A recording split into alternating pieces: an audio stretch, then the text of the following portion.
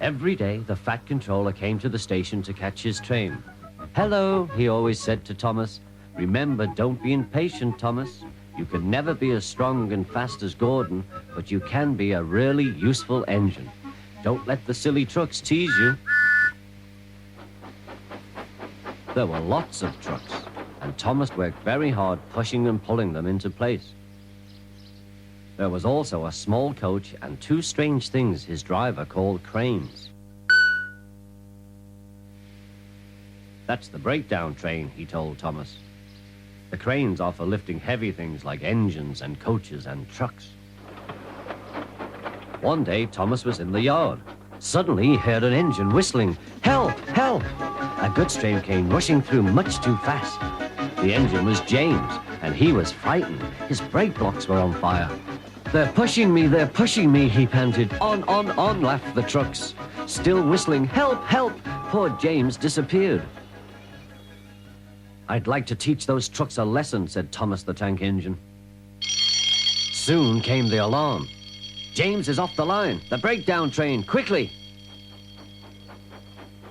Thomas was coupled on, and off they went.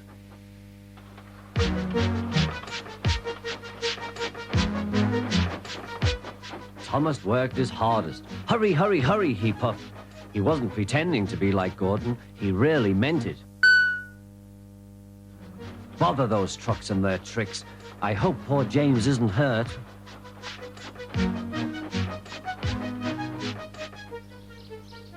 James's driver and fireman were feeling him all over to see if he was hurt. "Never mind, James," they said. "It wasn't your fault. It was those wooden brakes they gave you. We always said they were no good." Thomas pushed the breakdown train alongside. Then he pulled the unhurt trucks out of the way. Oh dear, they groaned. Serves you right, puffed Thomas. He was hard at work, puffing backwards and forwards all afternoon.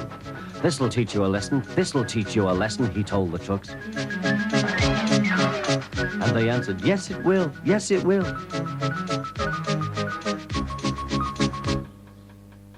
They left the broken trucks, then with two cranes they put James back on the rails.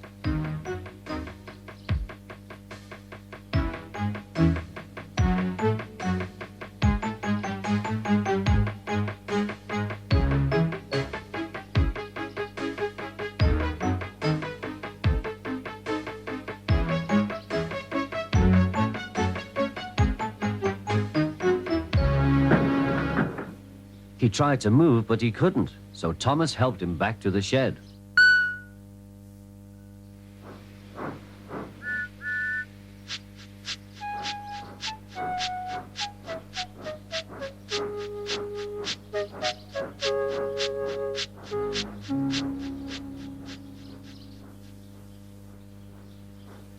The fat controller was waiting anxiously for them.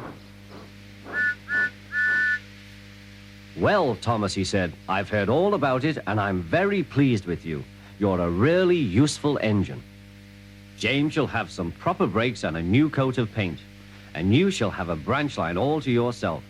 "Oh, thank you, sir," said Thomas.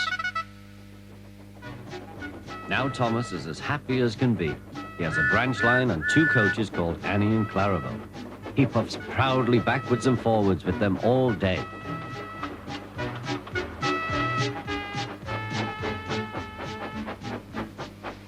He is never lonely. Edward and Henry stop quite often and tell him the news. Gordon is always in a hurry, but never forgets to say poop, poop, and Thomas always whistles peep, peep in return.